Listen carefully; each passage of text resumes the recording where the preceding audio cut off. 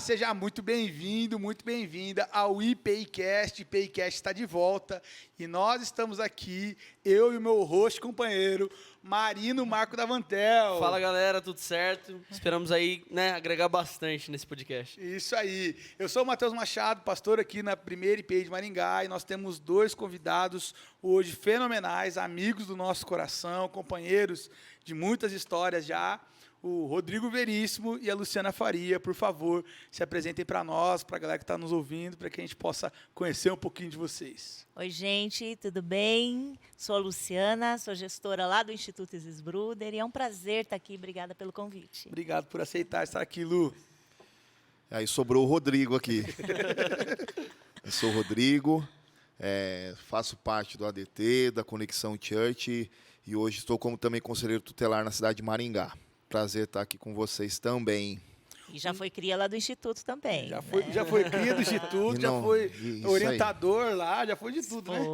Foi. Já dançou muito lá no Instituto. Muito legal, muito legal. Verdade. Gente, o nosso episódio hoje é para falar sobre a fé na dinâmica social, na esfera social. Terceiro setor, a galera mais necessitada. E vocês provavelmente estão em contato com isso o tempo todo. Como é que é essa experiência para vocês?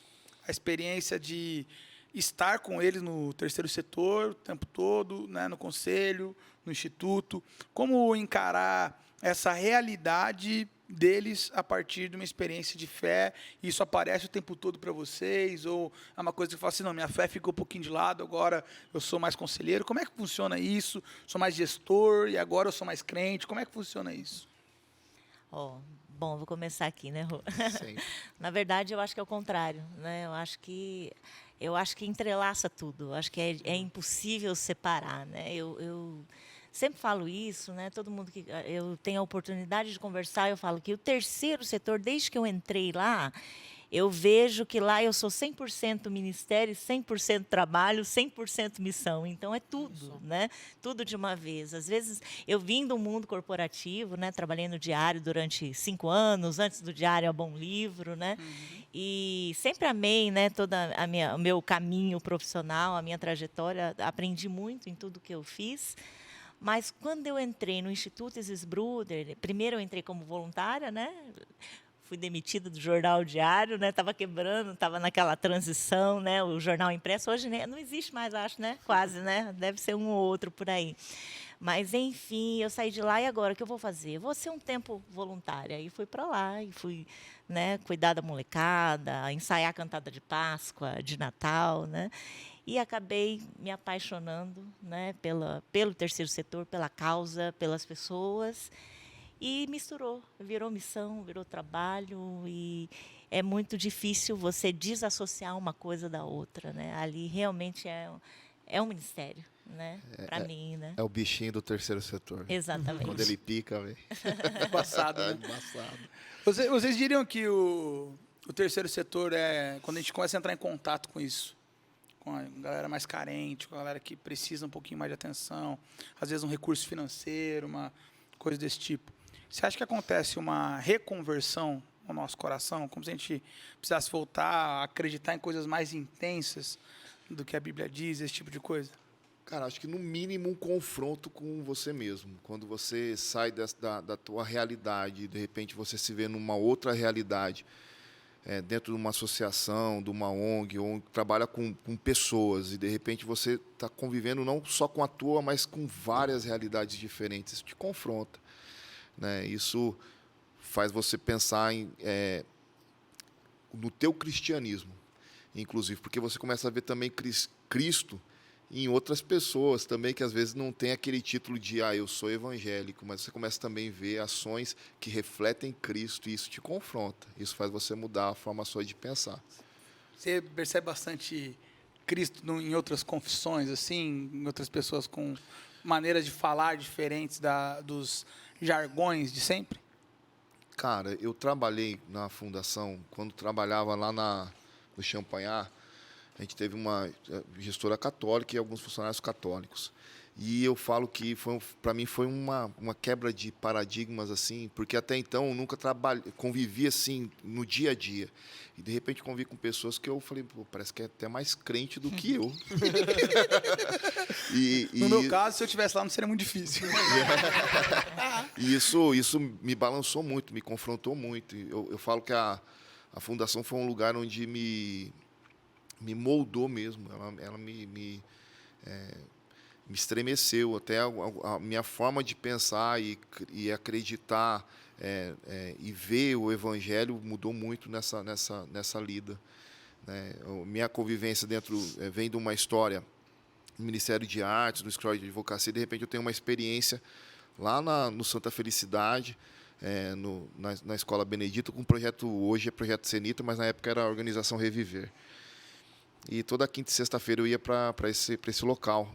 E de repente eu olhei e falei, eu não vejo mais sentido na forma que eu tenho vivido, eu quero isso daqui para mim. Né? E daí veio as minhas decisões de mudança. Então eu falo, esse é o bichinho. Quando o bichinho me picou, a gente fala, eu acho que é outro lugar que eu quero estar. E é esse ambiente transformador, que é não falo nem que é o terceiro setor, mas eu acho que é o evangelho proposital, cara, assim, vivido ali, é algo que te faz ser apaixonado, porque você tem a possibilidade de ser cristão, viver a missão e ter propósito naquilo que você está fazendo, né? É sensacional. E é o que você disse, é muito louco mesmo, porque, bom, né, eu que, vamos dizer assim, nasci na igreja, né, a gente se acostuma de certa forma, vira meio que um clubinho, né, o culto domingueiro, o ensaio, né, enfim, então a gente vai se acostumando com isso. Que a gente gosta, né? Exatamente. A gente fala, as pessoas que a gente quer conviver, os amigos, a gente gosta, né, dos ministérios que a galera que a gente eu sai, sigo, eu gosto. exatamente, a gente se acostuma. E aí, quando você vai parar num lugar desse, na qual as pessoas são vulneráveis, e nem sempre é só financeiro, acho que é mais estrutural, familiar, emocional e tudo. Né? Na igreja a gente vive isso de vez em quando, né? Sempre, né? Todos nós passamos por isso. Mas lá é o tempo todo, é muito intenso. Todos os dias tem famílias, tem gente que está precisando de ajuda, está precisando de apoio, e você precisa, né, de alguma forma estar ali, apoiar, ajudar, encontrar alguma forma de ajudar, né? Então, o senso de propósito realmente muda, né? Muda, e você vê que a igreja ali como um certo sábio me disse uma vez, né? Ali é mais igreja que muita igreja por aí, né? Por isso, porque nós estamos ali acolhendo pessoas e cuidando de pessoas, né? O tempo todo. E muitas vezes, muita gente de várias igrejas, né? Lá, realmente, se você for lá, né? Cada um é de uma igreja, mas é o mesmo propósito, né? Então, é isso que é bonito, é isso que é bacana de viver. Eu acho muito legal que o terceiro setor tem a capacidade de fazer a gente acabar com as coisas que são inúteis, né? Então, a gente acaba com a teologia correta, a gente acaba com a não sei o que correta, com a confissão correta, a gente vai para a missão. E a missão tem esse valor, né? Mas eu queria fazer uma pergunta para vocês. Como é que é a saúde mental? O desgaste emocional de quem está lá na ponta da lança e... Vivendo todos os dias, né? Olha, e aí tem dia que é uma alegria porque você conseguiu para suprir uma falta, mas tem dia que você tem que falar aquele não que dá vontade de vender o carro, vender a casa, né? E como é que é a saúde mental nessa hora? Eu acho que todo início é mais difícil, né? O início ele impacta mais, você fica muito... Você não dorme, você fica pensando naquilo, né? O início é muito impactante. A gente se sente impotente em muitas situações, né? E se culpa por isso, né? Fala, meu Deus, mas é só isso que eu vou conseguir fazer mesmo? Não vou conseguir fazer, né? Um pouquinho mais, não vou conseguir melhorar isso. Mas com o tempo, assim, continua sendo difícil de viver, né? De ver a dor mesmo. É difícil você ver alguém sofrer, você vê que ela está com dor, que está difícil. Mas a gente consegue ir até a um ponto, né? Outro ponto você não consegue. No começo, eu acho que eu me impactei mais. Eu fiquei muito, né, absorvi muito, fiquei doente mentalmente, emocionalmente, fisicamente, né? Mas você vai tendo estratégias depois, você vai lidando, né, de maneira com que você consiga ficar forte, consiga ficar bem, para conseguir ser o apoio do outro, conseguir ajudar, conseguir motivar a equipe, continuar fazendo as coisas caminharem, né? Mas eu acho que o início, para mim, foi mais difícil, foi bem doloroso no começo. Essas histórias, né? Pessoas, cara. A gente chora. A gente vai tomar banho e chora. A gente não dorme direito.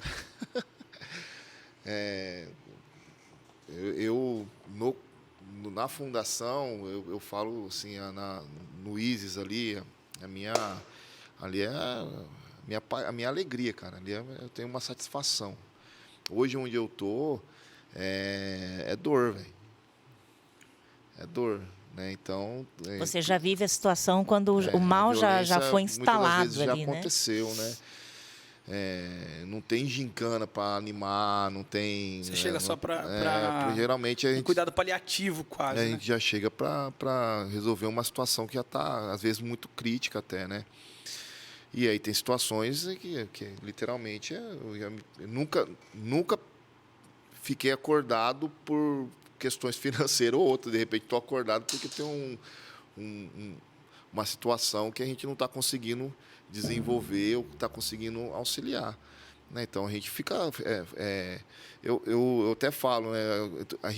Eu tenho 3 filhos e, para mim, os momentos que eu choro, e às vezes a minha esposa é a minha psicóloga, literalmente quando eu olho para os meus filhos.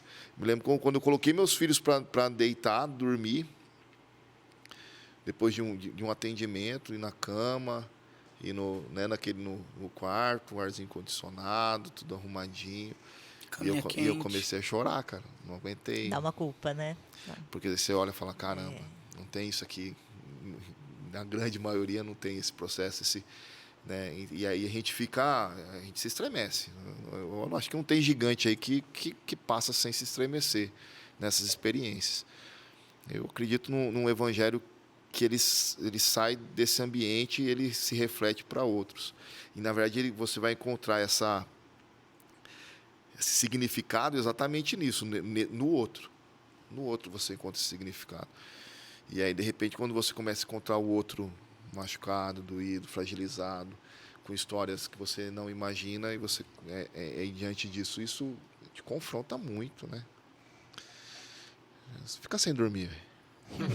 Estou precisando de uma consulta aí, Matheus. Mas, ao mesmo tempo, vocês têm alguma história assim que vocês falam assim, poxa, essa história foi muito marcante? Eu ia perguntar isso agora, de uma história em específico, porque o povo que trabalha com isso há muito tempo, que está envolvido o tempo todo nessa ponta de lança, igual o Mate falou, poxa, só de lembrar, eu vivi algumas experiências assim, você falou, passou um filme na minha mente. Quando eu era mais novo, eu passei por uma situação onde eu precisei recorrer ao conselho tutelar e etc, uma situação um pouco grave. Então, eu sei o quanto isso foi bom para mim, né? E o quanto isso também é útil e é necessário na vida de todas as pessoas que precisam. E se tem alguma história que realmente vocês pensam em contar sobre isso aí? Nossa, eu tenho várias, mas tem tantas e é assustador, né? Quando você fala de abuso, de vulnerabilidade, né? A gente lida com isso todo dia. Acredito que essa é a rotina, né, do Rodrigo também, lá no Conselho Tutelar, né? Mas todo dia, quando você vê, né, quando a gente faz, né, a gente tem as nossas reuniões com assistente social, psicólogo e tal, e quando começa a falar, fulano foi abusado, ciclano foi abusado, fulano, né, é muito recorrente, é assustadoramente recorrente, né? Tem a questão da vulnerabilidade financeira também, né? Que você a gente chega na casa e pergunta, e aí, o que tem? Abrir a geladeira, não tem nada. Tem uma água, né? Tem uma água, um saquinho de arroz fechadinho.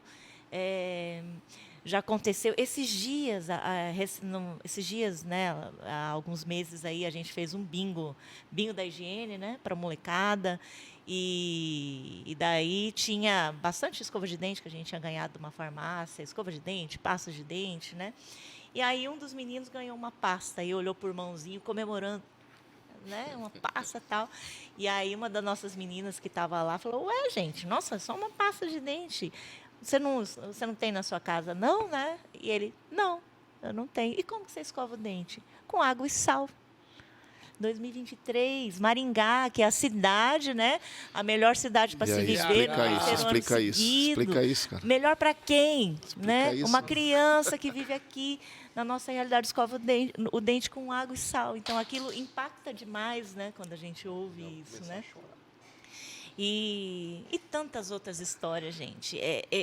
Assim, o que o Rô falou, eu acho que o que mais me dói é que às vezes eu olho uma criança como essa, 7 anos, 8 anos, 9 anos, meu Deus, que carga que eles levam, né? Eu nos meus 40 anos, né, não vivi isso e ele já pequenininho já está vivendo tudo isso, né?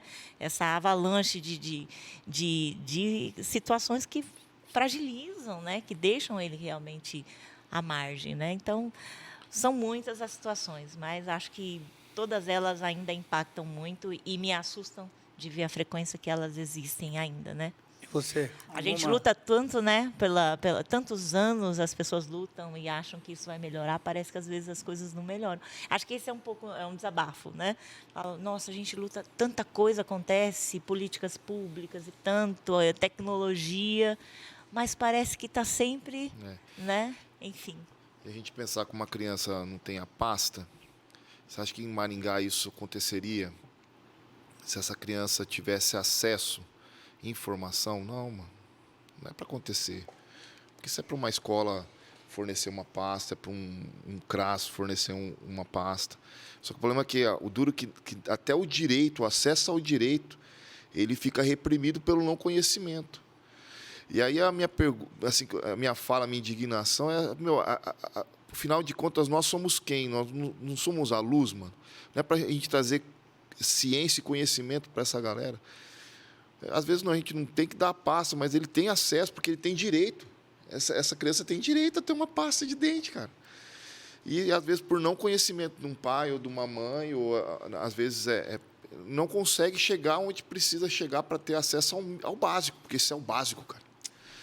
Né? É o mínimo. Então, para mim, é triste. Essa história é triste demais. Porque é o mínimo que uma criança não está tendo acesso. A gente fala assim, um abuso dói muito. Porque é radical, né? A gente fala, mas você fala que uma criança não tem acesso a uma pasta de dente, cara, é um direito mínimo que está sendo violado ao extremo. Chega a ser ridículo a gente pensar isso hoje, numa cidade onde se diz a melhor cidade para se viver. Eu acho que nosso sentimento, quem trabalha com isso, mano, precisa gerar um sentimento de revolta. Ele não pode ouvir isso e falar, nossa, que triste. Não, tem que ser revoltante, cara. A gente tem que dar tem que voz incomodar, né? para quem não tem voz. E esse é o nosso papel como igreja, como cristão. É onde a gente vai dar voz para quem não tem essa voz, cara. Não está tendo voz, ele precisa ter voz. E às vezes a fundação, desculpa que eu falo fundação, mas não é mais fundação. Instituto, fundação, casa maternal, tudo a mesma coisa. Mas são lugares, mano, onde a gente tem a possibilidade de fazer isso. E a igreja também é um local para isso.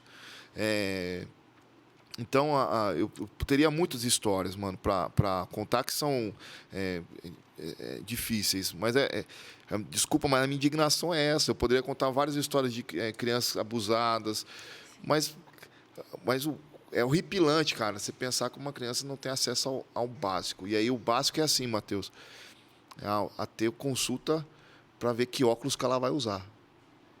Entendeu? Uma criança ficar numa escola aí 3, 4 meses sem poder enxergar direito porque não tem uma consulta com oftalmo. Então são essas coisas que nós não podemos nos calar. E a gente pode mudar isso? Claro que pode, cara. Isso é básico, sabe? Eu falo a fundação, desculpa, mas o IS, quando eu entrei lá, tinha as cadeiras de dentista lá. Mano. Falar quantas pessoas iam lá quando fez a transição, Lu, e iam pedir atendimento no dentista. E eram dentistas da onde que iam lá trabalhar? Da própria IPI. Da igreja, que cediam. Cara, isso é cristianismo. Que não está pensando só no seu dinheiro, mas que cede um dia, uma tarde, uma manhã, para falar, eu vou atender a meninada dessa comunidade. E a gente precisa, o cristão, cara, precisa fazer isso. Ele precisa dizer que não é só para mim, mas é para o outro. Cristo, ele não falou isso. Eu não vim para ser servido, eu vim para servir. Não é isso? E isso, na verdade, faz todo não tem como desassociar o social da igreja, Não porque tem. começou com isso, né? Na verdade, o terceiro setor, a filantropia toda começou com a igreja, né? Começou com os hospitais. Começou com os hospitais, começou com o Santo Agostinho, se eu não me engano, né? E depois aqui no Brasil, a Santa Casa de Misericórdia. Então, começou na igreja, né? Foi missional desde sempre, né? Então, não faz sentido desassociar uma coisa da outra, né? Uma pergunta bem capciosa, assim, bem provocativa. O quanto a política atrapalhou nos últimos anos a igreja se envolver com o terceiro setor? Eu acho que a política, as pessoas, essa polarização, no modo geral, acho que as pessoas acabam também falando que isso é papel do governo, isso não é eu, né? Não é minha responsabilidade. A gente é assim, né? O ser humano é assim, tem dificuldade de assumir a responsabilidade, de chamar para si, né? Então você sempre joga no outro. Mas o outro não está, mas é a prefeitura.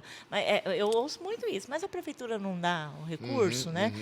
Mas o fulano, você já não tem apoio disso, você já não tem apoio daquilo, porque ela tenta se esquivar de todas as formas que aquilo é responsabilidade dela, mas é nossa responsabilidade, né?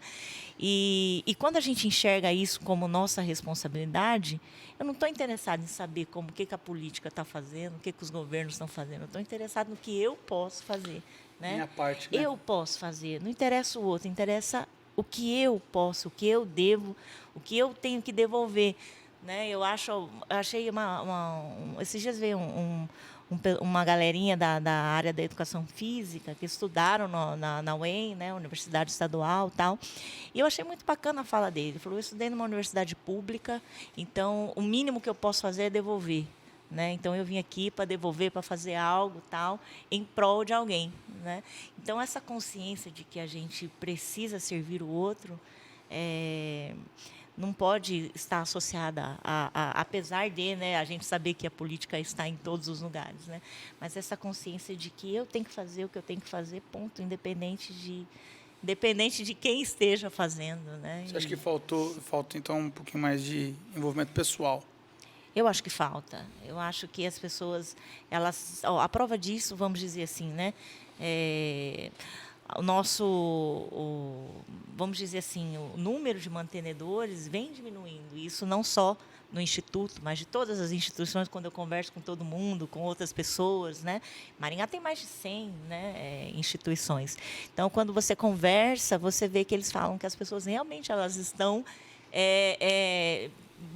colocando outras prioridades na frente disso, né? Quando veio a pandemia, por exemplo, o que é a primeira coisa que eu vou cortar? Eu vou cortar a ajuda, né? Porque está difícil, né? Então, hoje, o ajudar, apoiar o outro, apoiar uma causa social é supérfluo, né? Então, se está difícil, eu corto isso, né? Então, tem muito isso. Eu acho que a gente tem que ter essa consciência realmente que a responsabilidade é nossa. É para isso que nós somos chamados, né? Vestir a camisa e fazer, independente do que está acontecendo no entorno, né? Então, nós temos que responder as perguntas, né? O mundo está jogando um monte de perguntas e quando nós nos eximimos de respostas, qualquer outra pessoa pode dar respostas. Eu penso que essa autorresponsabilização, acho que é natural, do micro para o macro, né? É você influenciando um pouquinho. E aí esse pouquinho vai mais um pouquinho, e de repente a gente está fazendo uma grande influência aí. Não tem como a gente se calar. Eu acho que o que a gente tem visto aí acontecendo nas escolas, por exemplo, nas músicas, culturalmente, é a falta do cristianismo responder à humanidade. E a gente precisa dar respostas. Quando a gente se cala ou a gente se fecha dentro de contextos, ou seja, no meu pessoal, que é a minha vida, né? Minhas conquistas, minha família, isso aqui é o meu somente. e aí vai para o macro também, para a nossa comunidade, para a nossa igreja, que também só vamos se fechar só aqui, a gente acaba não respondendo o que está acontecendo lá fora. E aí achando que o que está acontecendo lá fora não vai um dia nos tocar. E aí, de repente, a gente vê coisas acontecendo como tem acontecido nas escolas aí, e de repente tá te tocando. Chega, né? A conta chega, né? Tá chegando. Né? E como nós vamos nos posicionar diante de tudo isso. Eu acho que existe essa necessidade. A gente não pode dissociar a igreja do serviço social, né, da obra, mas a gente pode dizer que existe a obra pela obra também. Né? E eu acho que esse é o diferencial nosso, que é incutir essa resposta de Cristo dentro disso tudo. Né? A gente não faz o trabalho social simplesmente... A gente faz resposta a alguém, não... Exatamente. A gente não responde o que eu digo, mas aquilo que ele, né, que ele tem, né, para essa sociedade. Eu acho que isso é importante, mano. A gente tem muito de tirar, né? De tirar da gente, igual aquela... Ah, não, Deus, manda alguém para suprir lá, manda alguém que tem para fazer. É sempre o outro, é sempre o outro. Você vê o problema, você não se enxerga a parte da solução. Você falar, não, alguém vou orar para Deus mandar alguém. Pô, Deus já falou com você, já está te mostrando que tem um problema ali. Você tem condições, você, igual você falou, deixa sempre, ah, não, mas isso aqui é se sobrar, se der. Não, isso tinha que ser uma prioridade para a gente. Quando a gente entende, né, o evangelho, a gente tem a nossa fé baseada justamente nisso. Né? Se comprometer, né? Exato. Se comprometer com isso, entender que, poxa, quando você contou a história, eu fiquei bem balançado, porque eu me senti como a colaboradora, a pessoa que trabalhava lá, e eu perguntaria exatamente isso. E não é possível. Realmente, aqui em Maringá, a gente tem uma situação assim, onde a criança está escovando o dente com água e sal. Poxa vida, onde eu estou? Né? O que eu estou fazendo? Então... E é muito legal, até a gente estuda bastante isso na psicologia, na abordagem que eu estudo, que a gente fala assim, como a gente tem uma maneira de se despessoalizar. A gente, às vezes, para a gente viver um coletivo, a gente mata a nossa responsabilidade. E aí, não é a gente, não, eu. Então, eu não assumo a conta de ser um mantenedor fiel, eu não assumo a conta, não vou só a conta financeira, mas às vezes afetiva, de ir lá, de estar lá, de doar tempo, e às vezes a gente fica refém de outras coisas. E uma coisa que eu estava lembrando aqui, até abri o texto bíblico, Mateus 25, né? Jesus vira para as pessoas e fala assim, ó, quando o Filho do Homem voltar, o que ele vai encontrar? Ele vai separar as pessoas no dia do juízo final, vai falar assim, vem aqui, benditos do meu Pai, vocês me acolheram, vocês me deram comida, vocês me vestiram, vocês me visitaram. Ah, mas quando é que vocês fizeram isso? Quando vocês fizeram isso pelos meus pequeninos. E aí Jesus fala assim, afasta de mim vocês que são pecadores, vocês que não fizeram nada por mim. Ah, mas quando a gente deixou de fazer isso por você? Quando você não me acolheu, não foi me visitar, não cuidou de mim, não esteve comigo no presídio. Eu não conheço vocês. E às vezes a gente esquece que a resposta nossa de fé, ela não pode ser teórica, ela não pode ser de cunho só racional, ela precisa ser um cunho prático. Né? Mas eu queria desafiar vocês a uma última expressão nossa. É um tema muito rico, a gente podia ficar umas 4 horas conversando. Tranquilamente. Mas como é o nosso primeiro episódio de retorno, a gente quer também abrir para a gente voltar outras vezes para um papo tão gostoso, com gente tão querida. Mas uma última consideração de vocês a respeito do assunto. O que vocês falariam para nós?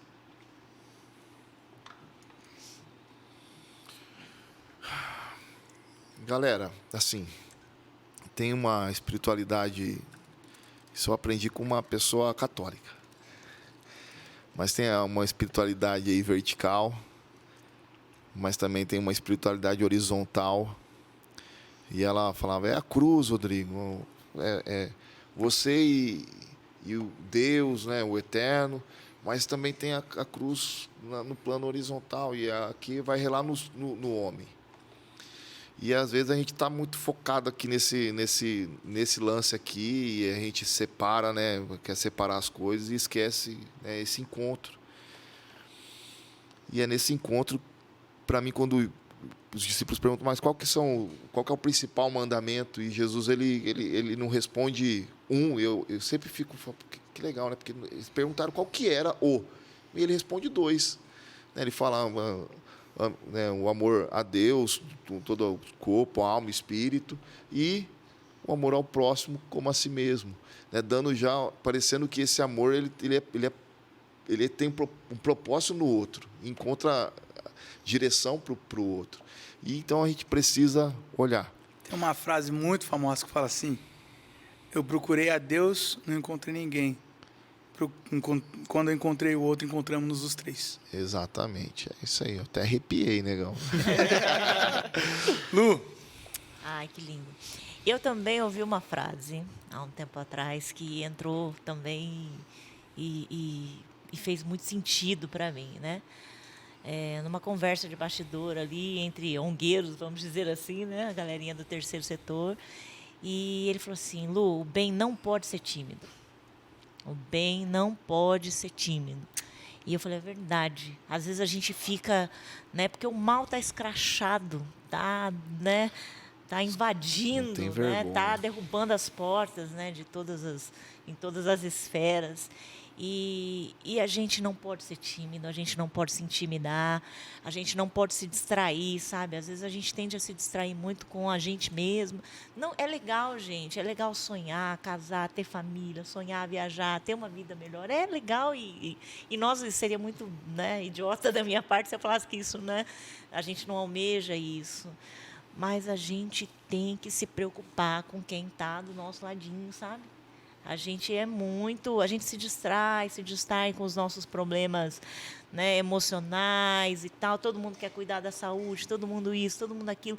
Parece que a gente sempre está arrumando um pretexto, um afazer, uma tarefa na qual a gente deixa de apoiar o outro sempre de lado, é sempre o segundo plano, né? E eu não vou nem falar sobre uma instituição, né? Sobre as pessoas que estão do seu lado, sobre o seu vizinho, sobre a família, sobre o irmãozinho da igreja que faz tempo que você não conversa e não sabe o que ele está vivendo, né? Então, eu acho que o bem realmente não pode ser tímido, né? E toda vez que a gente se dispõe a fazer o bem, essa é a vontade suprema de Deus, que a gente faça o bem, né? E ame a Deus e ame ao próximo, né? Como Cristo amou a igreja, na verdade, né? Que ele falou depois, né? Um segundo mandamento vos dou, como ele, né? Então, o amor ali aí nivelou mais alto ainda, né? O negócio, né? Ficou ruim para nós. Aí ficou pior, né? Aí ficou ruim para nós. E é isso, sabe? Então, a gente precisa estar mais atento ao outro mesmo. É para isso que a gente está aqui, né? Para servir um ao outro. Então, e se todo mundo fizer isso, né, às vezes a gente sobrecarrega, por exemplo, o Instituto, né? Nós temos hoje, efetivamente, 252 pessoas lá, diretamente, que a gente atende, mais as famílias, mais, né, a comunidade e tal. Mas quando a gente deixa mais leve, né? Quando a gente tem essa atenção no outro que está aqui do nosso ladinho, né? Que está perto da gente. Então, você vai deixando mais leve lá na ponta, né? Os conselheiros tutelares, porque não vai chegar naquele ponto tão gritante, tão quase difícil de se remediar ali, né? Porque a dó é isso, né? Você olhar e falar, gente, como é que eu vou remediar isso, né? A que ponto chegou a situação que eu não consigo mais? Então, quando a gente faz a nossa parte, o arrozinho com feijão ali, do nosso lado, do vizinho, né, ter esse olhar atencioso no outro, né, e Deus se responsabiliza e Ele faz o restante, né, através de você, através da sua disponibilidade de fazer o bem. Posso falar uma aqui, porque é da Dona Isis, essa e sempre me marca muito essa fala dela. Né, eu tive a oportunidade de celebrar aí os 50 anos, né, Lu? Foi, 50 anos. Né, da instituição e aí, nas cartas, quando eu fui fazer uma homenagem para ela, nas cartas da Dona Isis tinha uma carta de uma detenta, né? Uma pessoa que estava reclusa, escrevendo para a Dona Isis. E eu estava ali, o que eu vou fazer?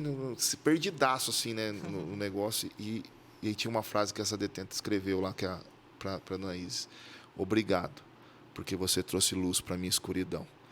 E aí eu falei, é sobre isso que eu vou falar, é levar a luz para a escuridão do outro. Eu acho que é sobre isso que se trata. Que lindo, né? E a Dona Isis é a prova disso, né? Ela teve esse olhar, ela era muito à frente do tempo dela, né? Ela, né, orquestrou toda a fundação da Casa Maternal, Vó Tita, né, e tudo mais. E ela atendia, ela ia na penitenciária, né, atendia as mulheres lá. Minha avó acompanhou ela algumas vezes, tá? Vendia, fazia... Era desse tamanhozinho aqui, eu ia com ela. Então, ela reunia uma mulherada, né? Fazia compota de doce, vendia, levava o dinheiro para as famílias das detentas. Quando elas saíam, ela ajudava elas por um bom tempo a se reerguer, né?